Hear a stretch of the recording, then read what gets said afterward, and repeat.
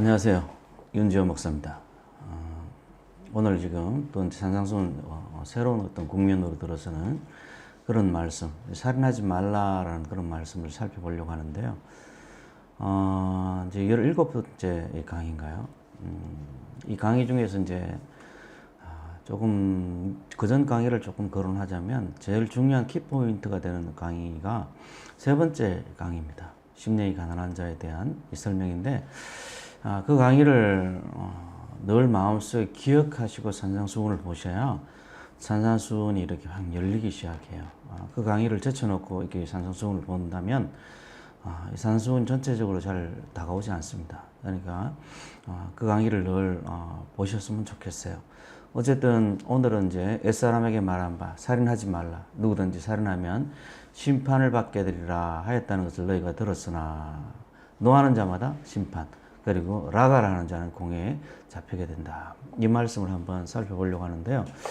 언뜻 보면은 새로운 계명, 그러니까 살인하지 말라라는 어떤 계명 대신에 다른 계명을 어떤 주시는 것처럼 얘기할 수도 있겠는데 그게 아닙니다. 그게 아니고 그 당시에 사람들이 생각하고 있는 그 전통적으로 내려온 그 해석 있잖아요. 그 해석에 대해서 재해석을 예수님께서 가르쳐 주시는 거예요. 그 해석이라는 것은 이 살인하지 말라에 대한 그 해석이라는 것은 어떻게 생각하면 그 해석하는 사람의 관점 이야기지 원 저자 되시는 이 하나님의 어떤 관점은 아니거든요. 그런데 예수님께서 이 재해석을 하시는데 이 재해석을 하시는 것처럼 할 때도 이 제정자로서, 그러니까 이 전통적으로 내려오는 그 해석자들의 어떤 관점이 아니고 전통적으로 내려오는 사람들의 어떤 권위와 같은 권위의 관점에서 그런 게 아니고, 산상수훈 제가 처음 할 때 말씀을 전한 것처럼 이 제정자로서의 재해석입니다. 그래서 이제 이 심판을 받게 되고라고 이야기를 하는데, 이건 뭐 마을마다 있는 그 자체적인 심판의 어떤 성격들을 이야기를 하고, 뭐 공회도 우리가 아는 그런 공회죠. 그러면서 이야기하기를 마지막에 지옥불에 들어가게 되리라. 이래서 현재적인 어떤 심판 기관이 가지는 그런 의의 같은 거, 공의가 가지는 그런 의의 같은 것들을 우리가 이렇게 무시할 수 없다는 것을 보여줍니다. 그러니까 여러분들이 어떤 세상에서 내리는 판단을 전혀 무시해서는 곤란해요.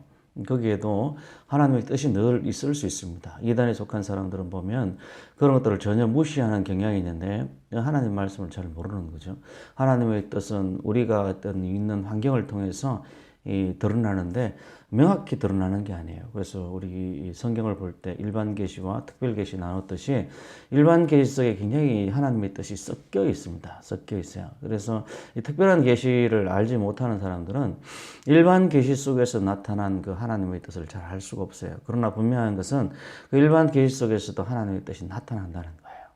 그래서 뭐 그런 것들을 좀 기억하시고, 여기에 보면 또 22절에 보면 형제에게 분노하는 것들, 그리고 형제를 나가, 뭐 우리나라 말로 하면 뭐 바보나 멍청이 정도 되겠죠.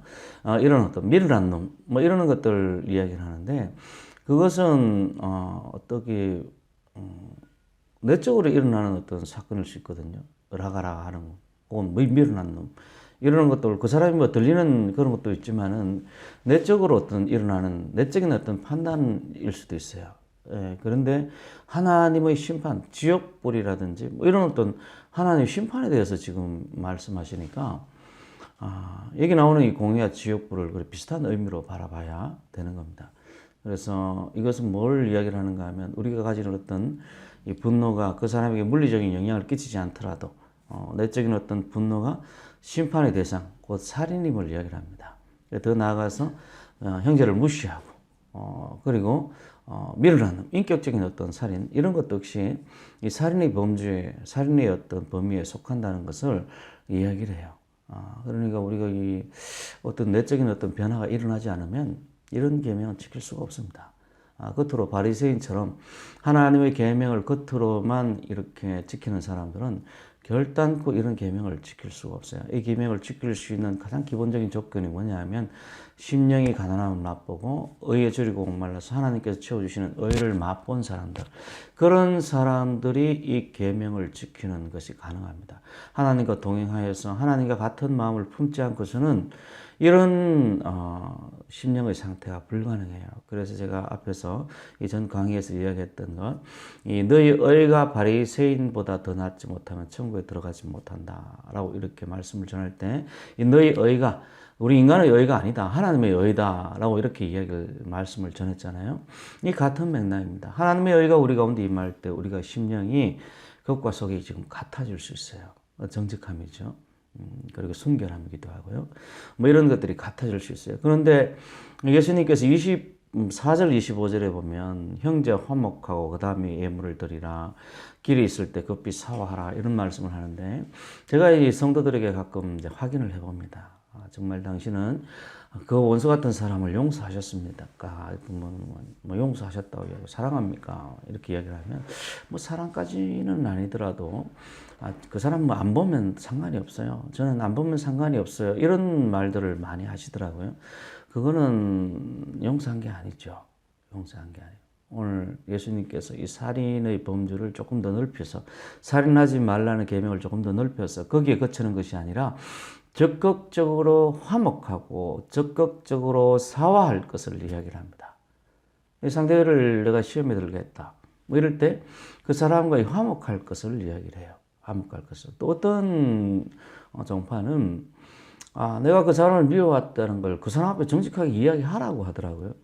그런데 내가 그 사람은 A가 있다면 A라는 이 사람은 내가 그 사람을 미워하는 줄 모르고 있는데, 내가 갑자기 그 사람을 갖고 미워했고 정말 얼마나 싫어했는지 모른다, 이렇게 이야기하면 A라는 사람이 그것 때문에 굉장히 시험에 들고 고통스럽고 심지어는 교회를 떠나는 일도 이렇게 생기지 않겠습니까?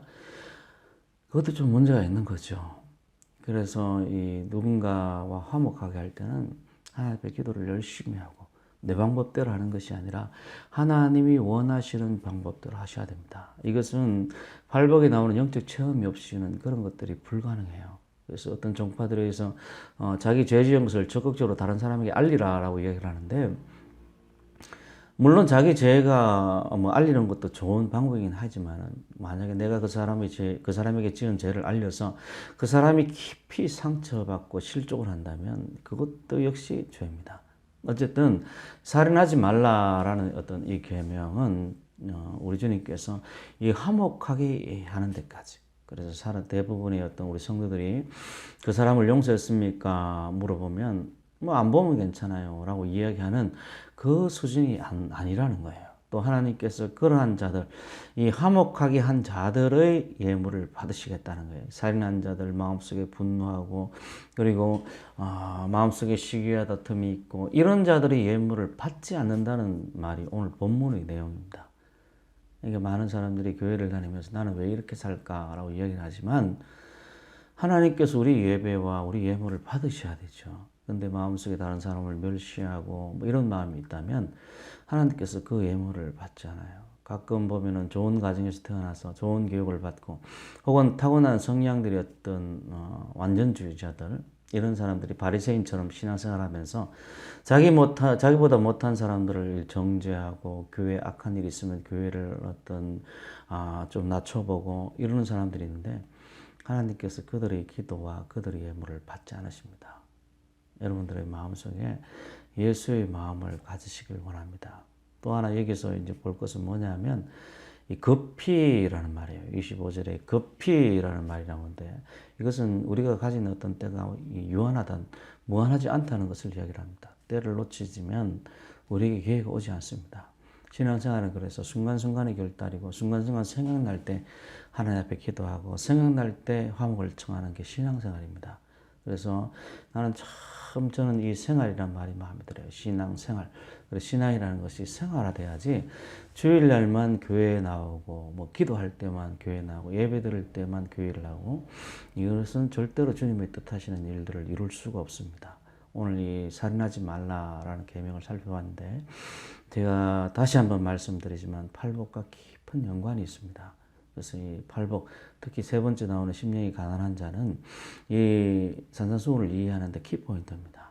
여러분들이 하나님의 은혜로 주의 거룩한 성령으로 변화되어서 이 산산수훈이 나오는 말씀을 다 지켜서 주님께서 칭찬하시는 그런 성도 되시길 바랍니다. 감사합니다.